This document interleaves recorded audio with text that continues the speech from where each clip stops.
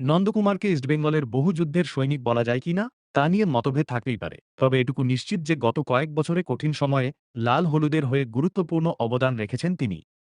২০২৩ সালে ইস্টবেঙ্গলে যোগ দেওয়ার সময় ক্লাবের পরিস্থিতি খুব একটা ভালো ছিল না। আইএসএলে প্রায় প্রতি মরশুমেই টেবিলের নিচের দিকে শেষ করত দল। সেই সময় ইস্টবেঙ্গলের হয়ে ধারাবাহিকভাবে ভালো পারফরম্যান্স করা কয়েকজন ফুটবলারের মধ্যে অন্যতম ছিলেন নন্দকুমার শেখর।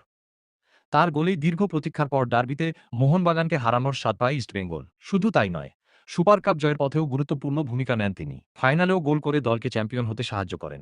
সেই পারফরম্যান্সের পুরস্কার হিসেবে ভারতীয় জাতীয় দল থেকেও ডাক পান নন্দকুমার। তবে গত মরশুমে প্রত্যাশা মতো পারফর্ম করতে পারেননি তিনি। ইস্টবেঙ্গল আইএসএল শিল্ড জিতলেও খুব একটা নজর কাড়তে পারেননি নন্দা। এরপর থেকেই তার ভবিষ্যৎ নিয়ে জল্পনা শুরু হয়। যদিও মরশুমের শেষ দিকে এসে কিছুটা পুরনো ছন্দ ফিরে পান তিনি এবং আইএসএল ট্রফি জয়ের অভিযানে নিজের অবদানও রাখেন। তা সত্ত্বেও তাঁকে দলে রাখা হবে কিনা তা নিয়ে প্রশ্ন ছিল। তবে এবার সেই সমস্ত জল্পনার অবসান ঘটতে পারে।